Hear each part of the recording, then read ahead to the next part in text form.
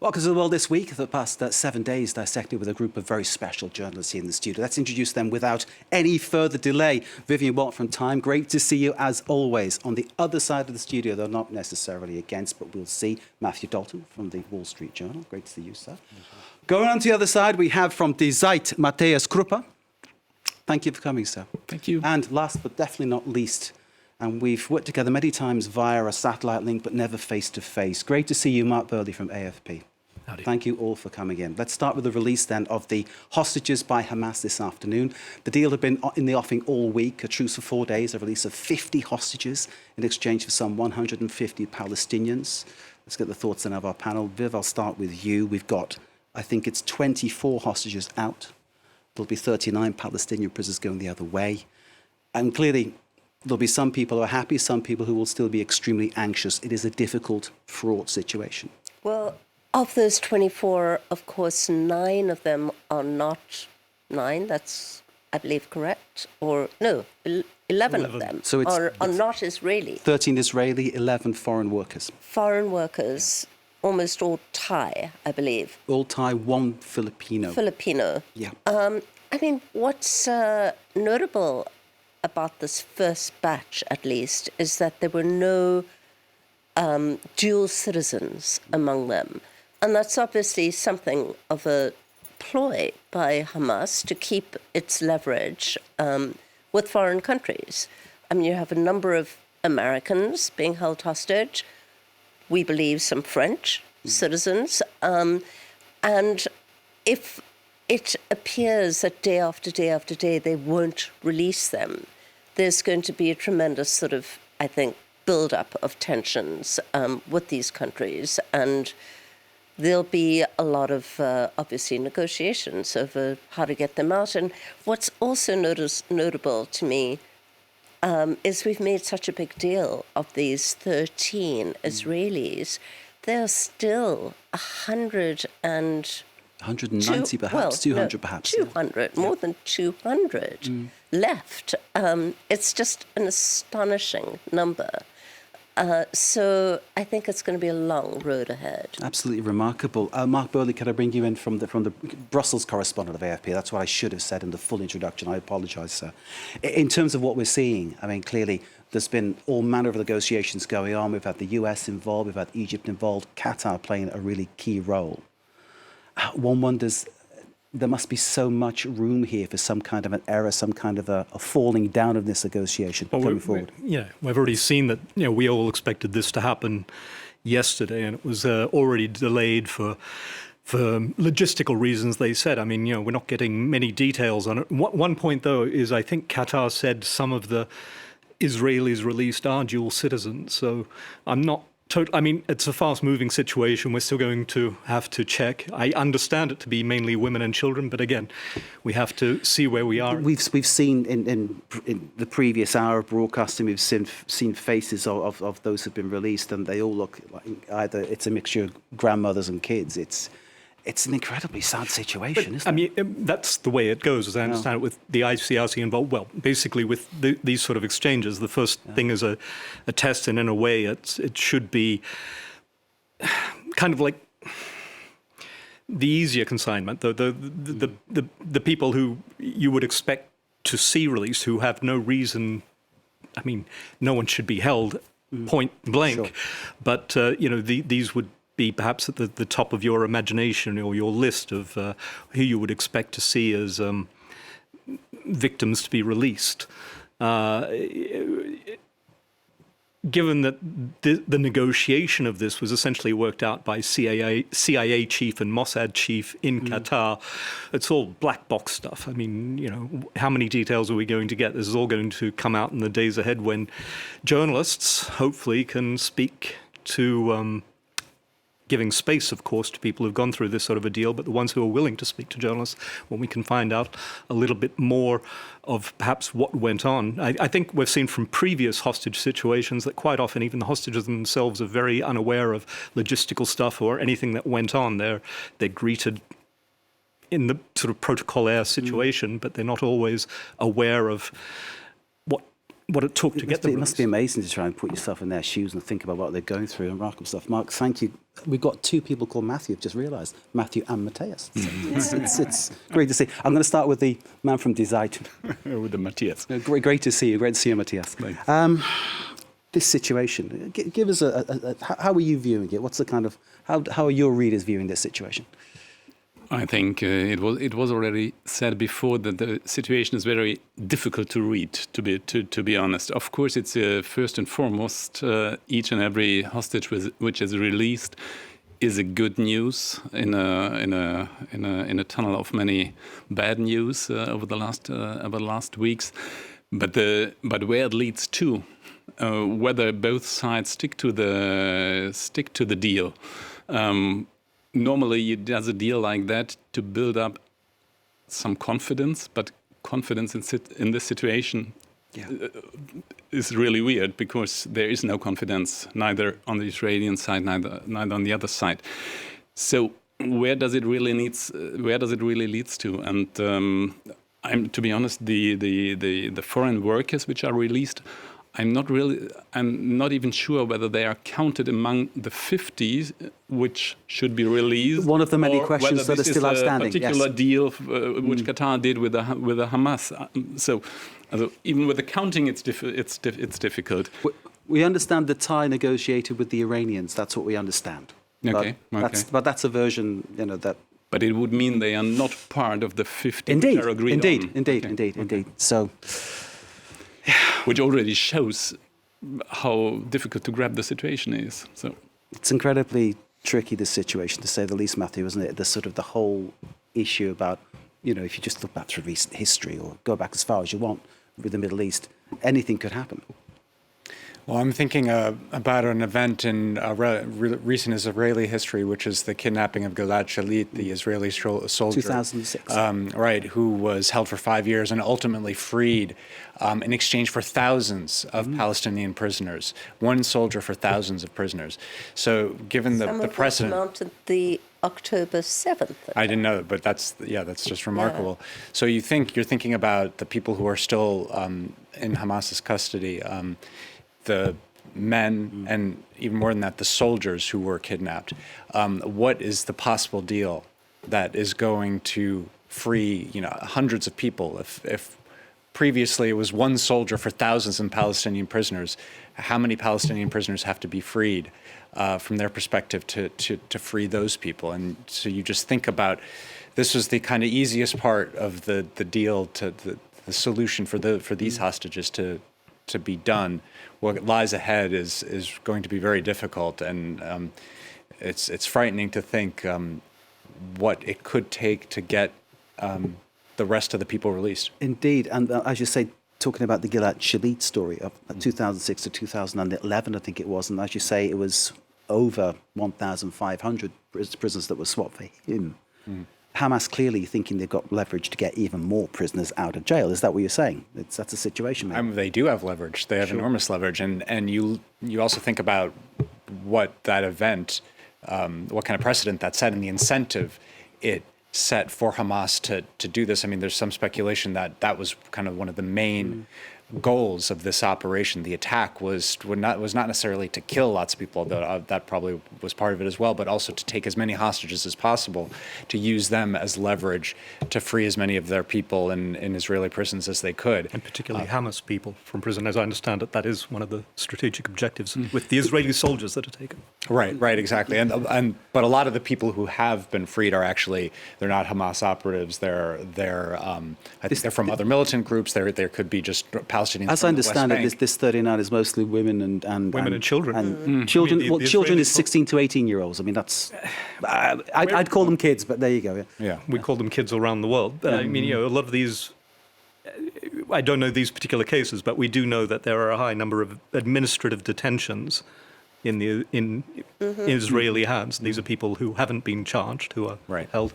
Wouldn't be surprising to see that perhaps that was this first tranche. Or people arrested for like stone throwing, very kind of minor things. But I think that there has been a list of people that may be released, and they do include like actual members of Hamas.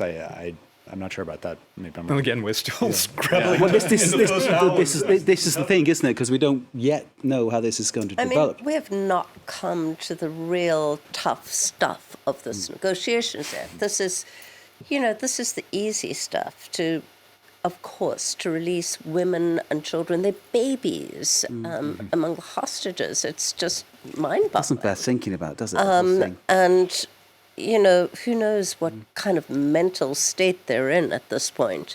But, this is in some ways the kind of low-lying fruit, if you like. And the real tough negotiations, I think, still lies ahead, and it's unclear what Hamas is going to be able to wrest out of Israel in order to release another 200 plus hostages. Indeed. I just want to say now, because sometimes people forget why these things begin. It all began on October the 7th, 1,200 Israelis killed in cross-border raids mounted by Hamas.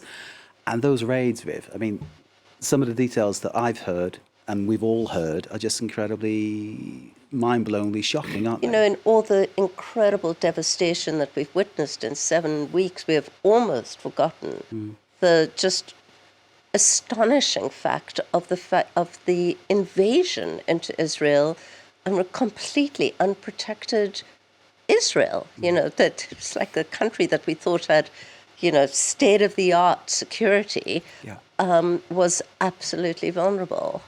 So there are so many questions that have yet to be answered by this government. I think what you're going to see.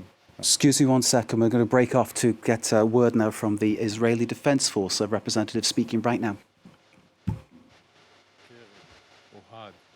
Adina, Chana, Margalit, Anna, Margaret, Jaffa, Hannah, all came home this evening, and 11 other hostages from different countries, and they passed through the border, and their lives are not in danger. Very soon they will arrive to the bases of Raseri, where they will meet their families, and they will undergo the medical examinations which are necessary in hospitals.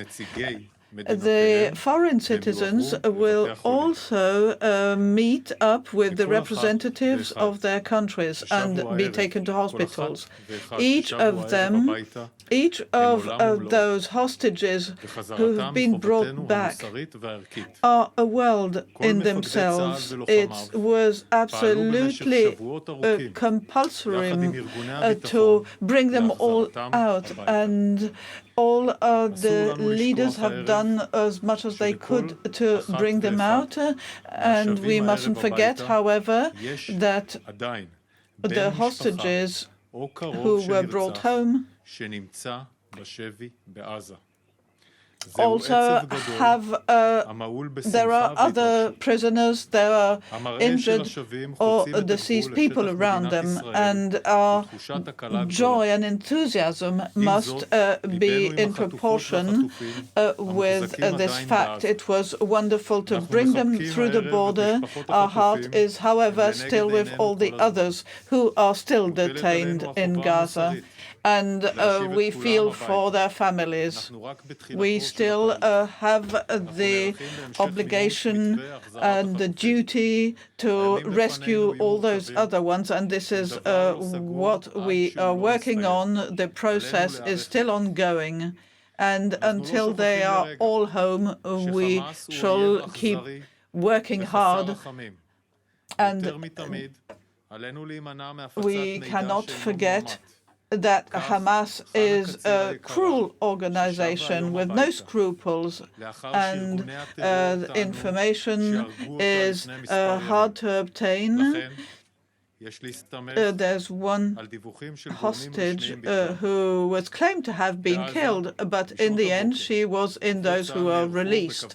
And so disinformation happens, and the hostages who were prepared to come out was thanks to the troops having been stopped for a while so that the ceasefire could happen. And during this ceasefire, we're going to continue doing our best for the next releases. We are ready on all fronts. Our policy is clear. We are going to counter threats which Israel is facing. We are going to remain vigilant. We're going to obey our command, a chain of command, and we have reformed 309. We have informed 394 families who lost people in this war and contacted them. And thanks to it's thanks to the actions on various levels and fronts that we shall prevail. Are there any questions?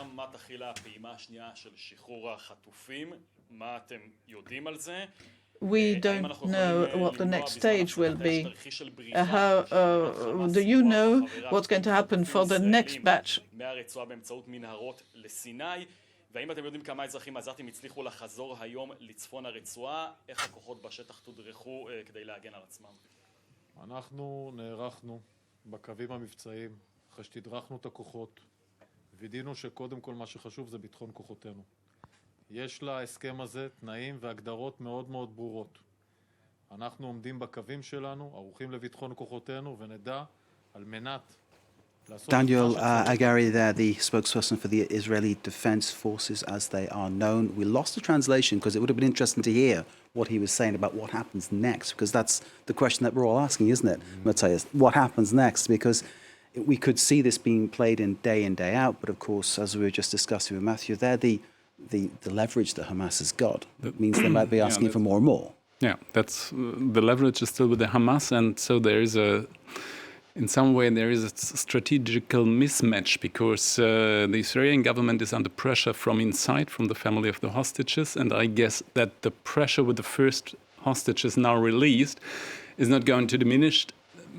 In the contrary, it's going to rise because the other families are now waiting for their beloved ones, and they are under pressure from the international scene, from Washington, from other partners, and on the Hamas side, it is cynical, but there is no pressure. I mean, Palestinians lose their life in the attacks of the Israeli army, but the political damage is with the Israelis, with the Israeli side. So this mismatch, where does it lead to, and how is the Hamas going to play it in the next couple of days? The death toll that the Gaza Health Ministry will put out each day is going up and up and up. It's in excess of 15,000 now. How many children? It's nearly 7,000 children killed. Yeah, but it does not lead to any pressure on Hamas. It leads to further pressure on the Israeli side. So Indeed. That's the mismatch in this war. That figure of the number of children killed has surely changed the way the world views the conflict and the way the world supports Israel. Joe Biden altering his tone a little bit, sort of asking Israel at one point to actually better aim their attacks. Joe Biden's White House also initially questioning the figure put out by Hamas and then going back, and the UN sort of saying this is historically usually quite correct. I think the question we're all going to be coming back is this really a pause as was fought over so much, the word pause instead of ceasefire. As I understand the strategic military documents for Israel is that they understood that they only have a limited number of weeks before international pressure becomes such that they cannot maintain such ferocity in such a densely populated civilian environment. It may well be, as Matthias said, that with some hostages released, that the other families put on such internal pressure on, we have to admit, a fairly weakened Netanyahu. And Biden has really, behind the scenes, I understand he even made, perhaps you're more aware of it than I am. American.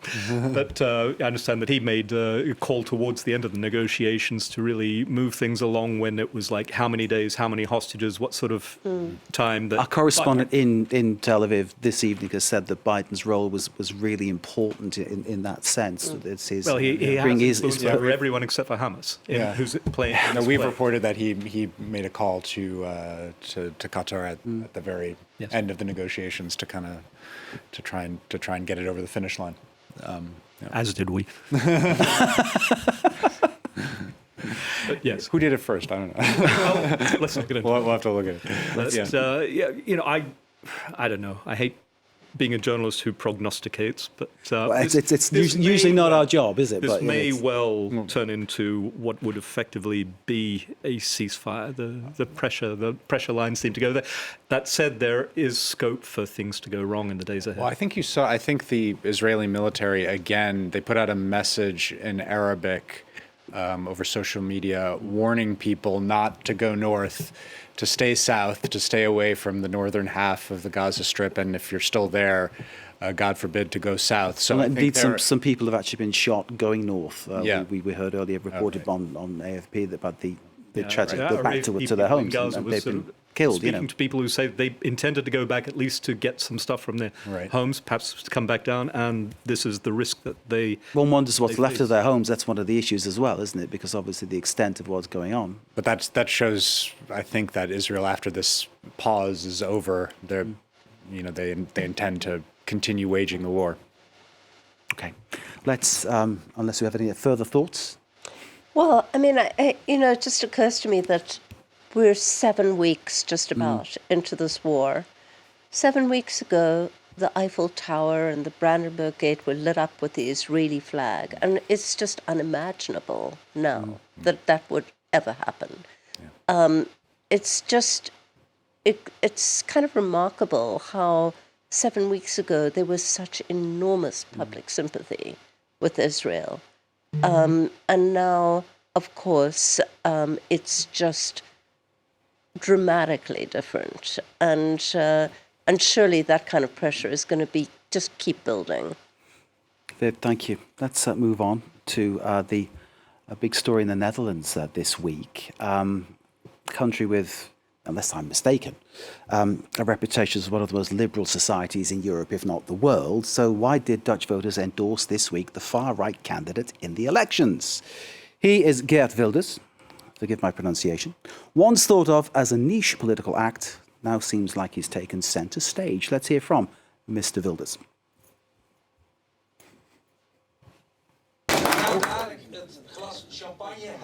We will raise a glass of champagne in a bit, but before we do so, I want to emphasise that yesterday we had a party. Today we drink champagne, but after that we are going to work very hard. We are not doing this for ourselves, but for the dreams of all the Dutch people who voted for us. All the Dutch people who believe that things must change, who are fed up with how things were dealt with in the Netherlands in the past years, who believe that the Dutch must be put first again, who want a stricter asylum policy, who want more houses for the Dutch, who want decent health care, who want more money in their wallets instead of throwing billions away.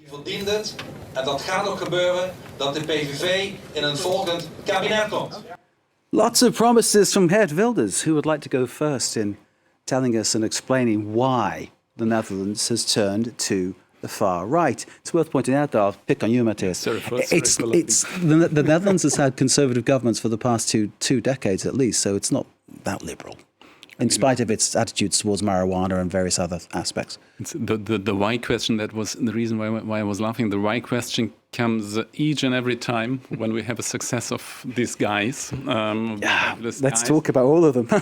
and the answer is always distrust, loss of confidence in the established parties, migration.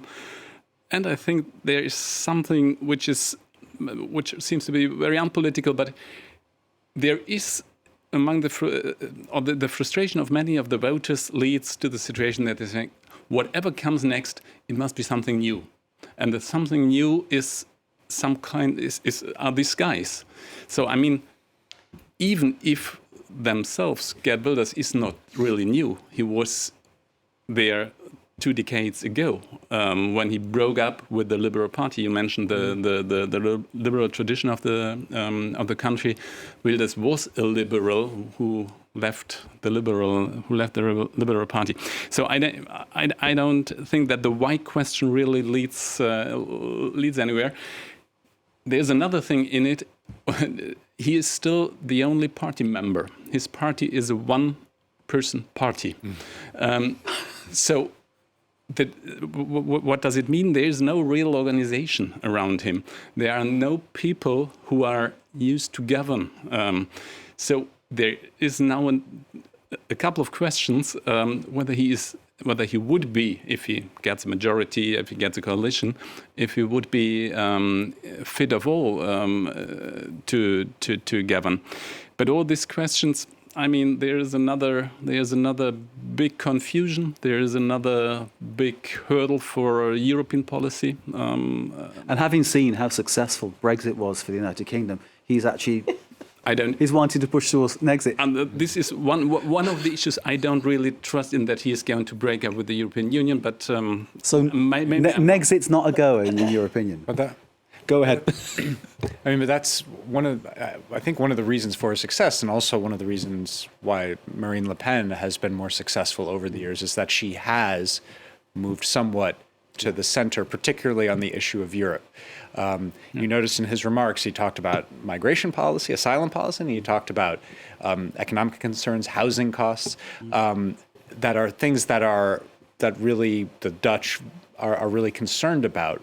But they don't support getting out of the EU, getting out of the Eurozone, in the same way that French voters do not support getting out of the EU, getting out of the Eurozone. Those were issues that Le Pen historically had what was really hurt from during her previous elections. The last election, where she got the biggest percentage of the vote, she no longer said she wanted to withdraw France from the Eurozone.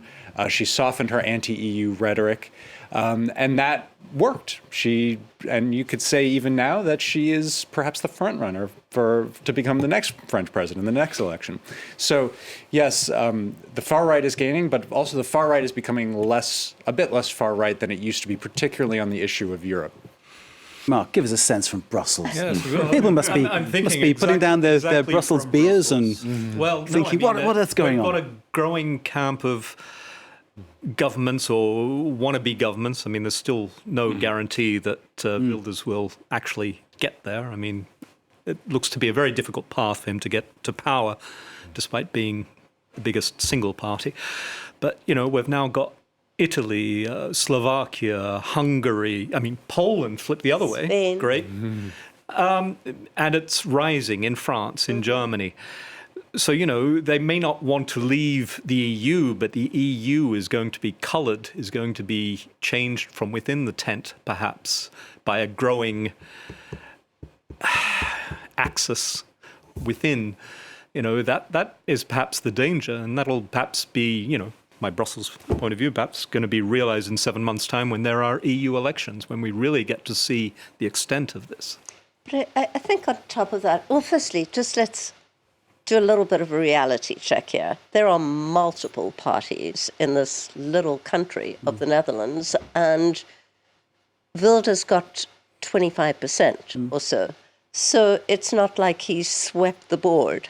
And the other thing is, it was very much, as I understood it, rooted in kind of out of the cities. There's a real kind of urban-rural divide here, as there is in so many countries, including the US. And so you have this kind of populist appeal to those who feel like they've been left behind in this kind of technocratic, sophisticated EU machine.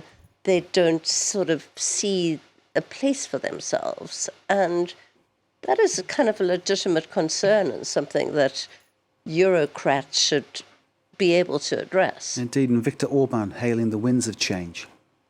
Right, exactly. From his seat in Budapest. Yeah. Which kind of makes one think, what would those winds bring Do we see Europe moving along the lines of a kind of sweep of the far right? Matthias, what sense do you get from this? First and foremost, I see confusion. The European Union and European politics was used to rule from the center, from two big center forces, center left, center right. And this is gone. This is gone in so many countries, and this is gone on the European scene. I mean, now the last 5 years, the outgoing European Parliament has a majority of 3 parties still, but I mean, this is the main tendency. I don't see a nationalist takeover in Europe, in all of Europe, tomorrow or the day after.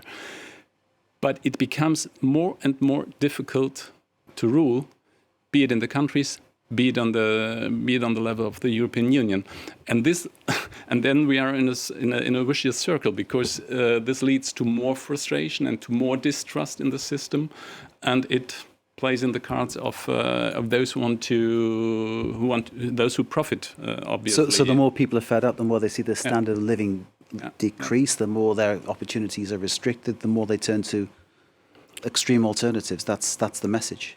And once again, will this started 10, 15 years ago, as Marine Le Pen started 10, 15 years ago? I can recall reporting on it here. It is like an accident in slow motion. You can't see it coming, like now in France. You can see it coming. Sleepwalking into a harsh reality, which few of us say would happen, but it is happening. Argentina, let's go there, because this is the second part of our far-right focus, if you like. Argentina has, in its not-too-distant past, been peppered with the worst of far-right extremism. Many still bearing the scars, physical and mental, it has to be said, of the military junta that fell only after losing the Falklands War back in 1982. Well, memories of voters are clearly getting shorter as they voted in this gentleman, on a far-right candidate. He calls himself an anarcho-capitalist. I'll get Matthew's take on that in a second. He's called Javier Milei. Former, among other things, he's got many different aspects to his character, former singer in a Rolling Stones tribute band. Question is, can he give the Argentinian voters satisfaction? Well, Matthew, an anarcho-capitalist. What's your take on that? An anarcho-capitalist. I don't know what that means exactly. Neither do I. But I think he is just a liberal, an extreme liberal, economically speaking. I think he has called for adopting the dollar in Argentina's economy. Which I was reading online is like dropping a nuclear bomb on a country to cure COVID. So it's like, yes, Argentina has an inflation problem. Adopting a completely foreign currency over which you have no control is, most economists would say, is a terrible idea. You'd lose all control over your monetary policy. You're basically allowing the U.S. Federal Reserve to dictate your monetary policy. It's true also when you're pegging your currency, but it's a more extreme step when you adopt the dollar. He's also called for, I think, eliminating most ministries in the Argentinian government. So he's, I don't think anarcho-capitalist is the right word. I think he's just an extreme liberal.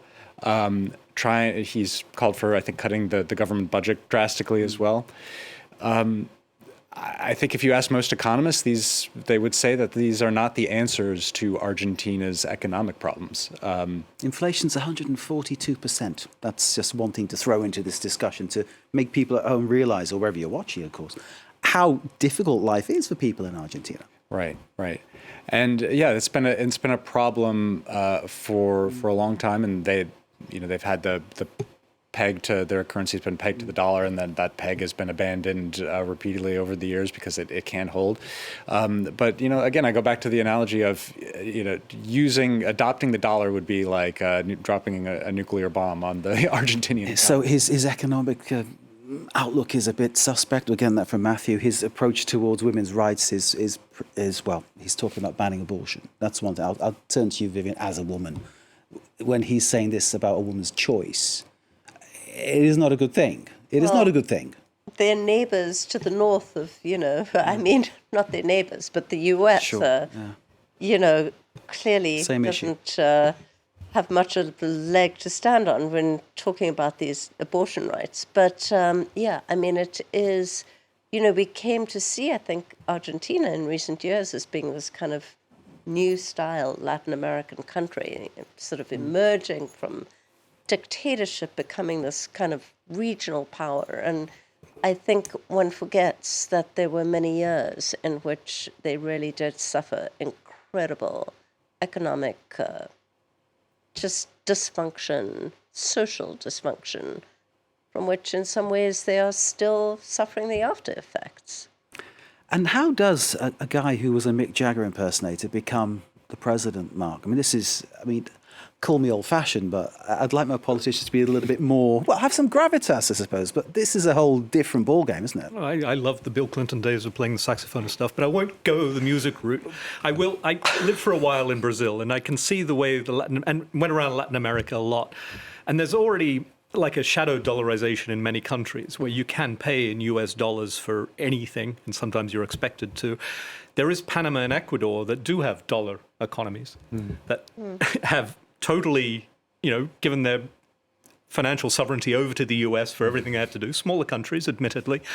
Argentina, a bit like Venezuela and so on, it used to be this grand nation that filled imaginations, and you'd go there for balls, and it was great. And these people still remember these glory days, and it's Brazil next door, which has got an economy that's far stronger. And they've lived 20 years with this. What they defaulted around the turn of the century. They had the soft peg. Nothing has worked, and they're going to the shops, and they're getting to a point where they want to buy individual grapes. They can't even buy the things themselves. The prices go up every 2 days, every 3 days. The butchers don't even mark the prices on the boards out the front anymore because it just changes so fast. People can't eat. It's a place known for meat, prime cuts of meat. Sure. The people who live there can't afford to buy that Argentine steaks that we love. So I can understand a disgust, a desire among a population to look for a simple solution out. This is a simple solution. It's been floated by him before and by other countries in Latin America, and they've latched onto it. From what I understand, and people with economics degrees will correct me on this, but it's almost impossible. You need a massive dollar buffer to even go to dollarization, which would mean massive loans, which no one's going to give Argentina. So I don't see a feasible path to it happening. Will he politically drop the rhetoric, though? Matthias, that's the question. Go ahead, sir. Go ahead. And beside the economic outcome or the economic logic, there's a contradiction in the symbolic logic, because if the idea is to make Argentina great again, that's not his words, but that's the program. It's astonishing to give up a symbol of the national sovereignty, which is a currency. So I don't understand too much about Latin American and Argentinian already as journalists, we can't call him a nationalist, right? If he wants to take on the dollar. So we can't put him in the same bucket as Wilders. Sure. And, put these tags that are flying around from him, we don't understand them or they don't apply. So we're still searching for a way to describe what he is. There's something they have in common. I guess that's the libertarian approach to economy. That's Wilders as well. But that's by side. You're right. He's not a... But what is he then? What is he then if he's not a nationalist? So radical libertarian. Radical libertarian. Radical libertarian. It's a pretty good label for him. I don't know if you would call though adopting the dollar, importing the dollar, a libertarian position or not. Yeah. I don't know. I would ask, has it worked for the other countries in Latin America? Yes, Panama's more or less an oasis of stability in Central America, where I worked for a while. Yeah. Ecuador has problems. We're seeing problems occurring in Argentina as well, which also feeds into electoral outcomes, is gang violence, which used to be something that you would find in Central America, a region I also know well, and Brazil, I have to say, is spreading. It's now a problem in Argentina as well. So obviously the economy has got to be foremost on everybody's mind. And perhaps that's what's in common with Wilders, is an electorate that is feeling that they need a short-term solution to this economic squeeze that we're going, which is also coupled with this climate gloom and doom. We very much feel like our horizon perhaps is only 2 or 3 years, whereas sort of the idealism of globalism, where the European Union, the good old days and all that, we were looking 10 or 15 years of prosperity. Maybe electorates now are just looking for a short-term solution for the next 2 or 3 years to get by and then reassess. Maybe. But that's an interesting question, be it in the Netherlands, be it in Argentina, whether the voters, those who voted for Milei or those who voted for Wilders, if they really believe that they will have a solution, or is it just all the others went wrong, all the others failed, so now we're trying something radical new, but maybe not a solution. We will wait and see what happens. We've got very little time left, but we need to talk about OpenAI taking on the aspect of a soap opera, artificial intelligence. Sam Altman in charge 1 minute, sacked the next, brought back the next. Who knows what's going on? But we know that behind all of that is something that could clearly change our lives beyond all recognition. In the panel here, your thoughts on OpenAI, on artificial intelligence, about what's been happening. Matthew, can I ask you to kick us off? Well, it's amazing the attention that is now being paid to this company. It's a relatively small company. Yeah. Didn't exist that long ago, and has now been the leadership fight has been front page headlines for weeks now. And I think it's an indication of just how quickly it's grown, how many people use ChatGPT in their daily lives for work. Do you use it? I actually don't. I don't use it. Maybe I should. I don't use it to write my stories. I will not use it to write my stories. But I know a lot of other people do. Maybe I could become a much more efficient journalist if I started using it. But I think it has settled into every nook and corner of certainly the American economy and probably in Europe and around the world. So it's very important. And I think the debate, it's very unclear what happened, but I think from some of the reporting that we've done, among others, is that there was a concern amongst the board that Sam Altman had become too concerned about about making money from this venture. And it has this very peculiar corporate structure where it's overseen by a foundation that is not supposed to be concerned about the economic prospects of the company and only about whether AI is going to destroy, and the products that OpenAI makes is going to destroy humanity and turn us all into paper clips, basically. So the reporting was that there was that he was too concerned about making money. They were not. They wanted to kind of keep the mission, the safety mission of the company. There was a clash over that, supposedly. But really, we don't know exactly what happened. We'll never find out. Viv, please. Well, I'm not an AI expert, but I did ask ChatGPT what it thought. And one question I asked is AI dangerous? So it says AI itself is not inherently dangerous, but like any powerful technology, its application can pose risks if not used responsibly, et cetera, et cetera. So you see, we could do, in fact, this whole show. But to ChatGPT. to get that answer, though, they have to train it and put all these guardrails into the software so it doesn't spit out offensive and basically so it doesn't tell the truth. Maybe that it's only trained on certain types of content that it gets from the internet. So it's not. It's changing. Yeah, it has. No. That part is changing. That's what we've been writing about OpenAI up to now. Something that came out with the Sam Altman thing was something called Q-Star that OpenAI is working on, which is what do they call it? It's a general artificial intelligence. It's basically, this is a step towards making artificial intelligence smarter than humans. We think they're already there. This is another level up that they're already working up. It's called Q-Star, Q*, actually. What's interesting is we were thinking about AI basically taking this big pool of internet knowledge and reformulating it, but basically copying it.